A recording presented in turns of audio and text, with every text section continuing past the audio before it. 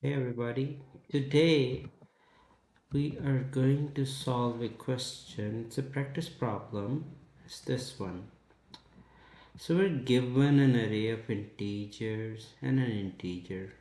Now we have to find a subarray that sums up to the target and return the start and the end indices. So let's write that problem down. Okay.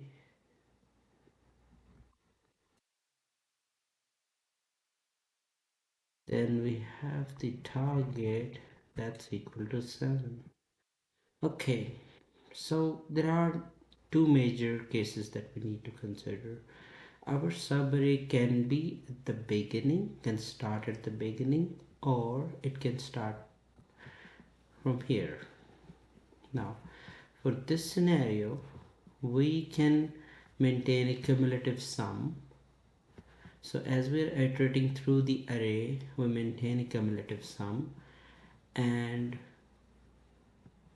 let's say this is the subarray that we're looking for, and the sum of this thing would, is equal to target, let's say, for the sake of understanding. Then the cumulative sum variable that we are maintaining uh, would have the sum of this, and that would be equal to this, and that way we'll be able to say, okay, we have found the subarray that starts with 0 and ends at I index, I being the index where we're at the moment, right? And this is also the point up till we have calculated the cumulative sum. Now, the reason I did not use the prefix sum array separately is because I did not need the historical data. Of course, if we were using, let's say, a prefix sum array that is the same size as this one, we will have the historical data of the prefix sum of different arrays, right? But this wasn't needed, so one cumulative sum variable was enough. Now, as for the others, scenario, like I mentioned earlier, we have two big scenarios that we need to look into, right? So for this one, if our subarray starts from here and let's say goes up to this point, then the cumulative sum at this point that we would have would include this bit as well, right? So we need to take this out, but we don't know like where we draw this line, right? But there is an indirect way to find out. So let's say our target is 7, right? And our cumulative sum is in this variable. Now if we subtract target, then whatever is more than target is extra, right? So we want to ignore that, and what we're saying is that now we have this extra. We want to make sure this extra, if this is our subarray, then this extra should be somewhere here, because if that is the case, that we have the extra here for the target, then as a whole, uh, if we sum these two, extra and the target, that would sum up to cumulative sum as it should, right? So basically that's the idea behind it. So let me explain it one more time. The idea is that we know at some point the cumulative sum is going to be greater than the target, right? But we only need the array that sums up to target. So in this case, we are overshooting, right? So we need to decrease it, reduce it, right? Now, how do we reduce it? We need to find a subarray. We need to have a subarray before our subarray. So this is the part that, let's say, we're looking for, and this all of elements before that, these should have um, the sum of sum equal to this, because if this is the case, then this can be target. But this is everything other than target, so you can also call this complement, because it complements this, because if it is not there, then this is not going to happen either. So basically we just have to go through the array and keep track of all the previous cumulative sums. And when we're here, we are checking whether this is something that we have seen, and the moment we have seen it, then that would tell us, okay, this thing actually exists. So that would tell us, okay, we have a subarray here, and then we have a target here. I think I went a little bit off track, so I need to fix that, but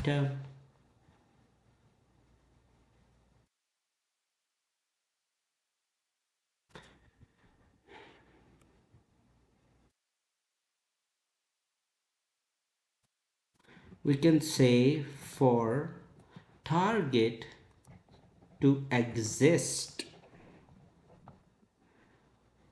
we need to shave off this extra bit from the cumulative sum. Okay, now how do we do that? Or first of all, how do we find out how much is extra? Well, we have cumulative sum minus target, right? So we get that. Now this is the sum of the subarray that should exist, and if it does, then it means we have found our subarray that sums up to target. So that's why we're looking back, and that's why we'll keep track of the previous cumulative sums in a map. So that's the idea there. And let's code this one now. So we have this, and then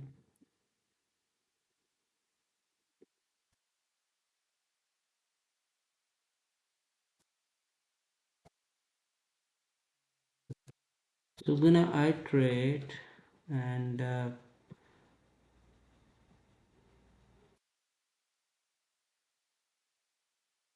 let's say the variable is declared up there, and now we are maintaining a running total,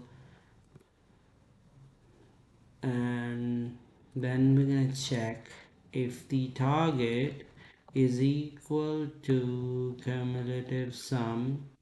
Then we have found the array starts with 0, goes all the way to I. I'm just doing I plus 1 because this is supposed to be right exclusive according to the question. So moving on, the other scenarios, let's say this is not the case, then what would be the case? The other case would be that in the map, I'm gonna check for the previous sum, some of the bits that come before our subarray, and that sum is this. So we're gonna check for that. Now if it does exist, then we have an answer we can return. So this would be the last index. As for where would the first index would come from, let me explain. So in each iteration, we will be saving the cumulative sum of the previous subarray, because in the next iteration all of these would appear as previous, and also we're keeping track of the indexes where we found them. Now when we're here, we can get the cumulative sum for the this we can get the index, and this will be the index where we where the subarray that comes before our requisite ends. So this is where we are.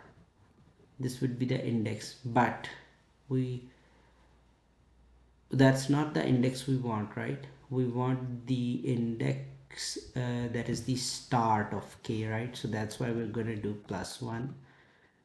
So that's the idea. So one more time, why did we do the +1? Because when we were gathering the cumulative sums, we were storing the indexes where we found these, right? But when we are returning the response,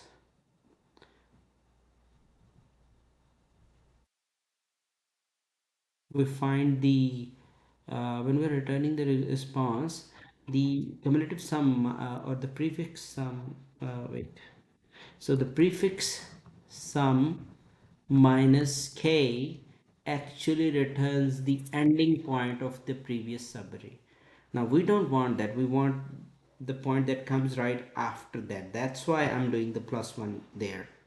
So hope that makes sense. And let's go over one more time over the logic of this question. And I wanna this time explain this verbally. So the idea is that when you have an array and your subarray that you're looking for is in the middle, then that means there is something at the on the left side of that, right?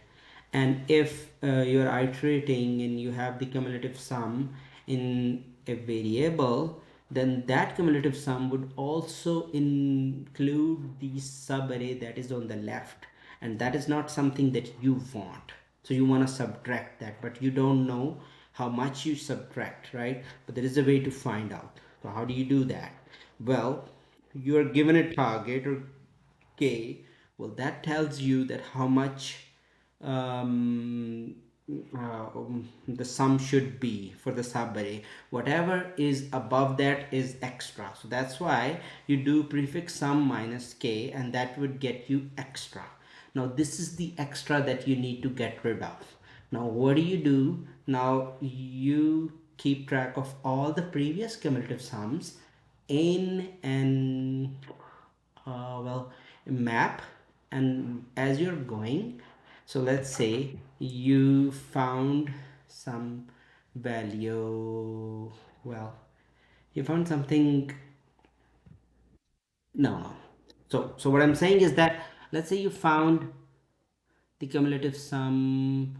Well, let's say you are at the cumulative sum value that is higher than the target. At that point, what you gotta do is that you're gotta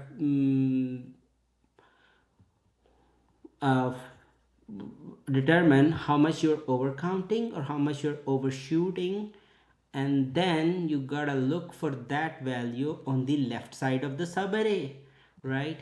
And let's say you find it on the left side of the subarray. How do you find it? How do you keep track of the previous subarray sums that you have seen? Well, you do that using a map, right? So you put everything in the map, right? And now you are checking in constant time, okay, does this sound like some subarray that I have already seen? And if it does, which it would, then what are you gonna do at that point? You're like, okay, so I have found the ending of the subarray that is that comes before the subarray I am looking for. Now since that is the ending, that means you need to move one step ahead to arrive at the subarray, right, at the beginning of the subarray. And as for the ending of the current subarray, how do you get that? Well, you are at an index I, which is current index, as you're iterating, right? So you can simply return that. So that's how it would work.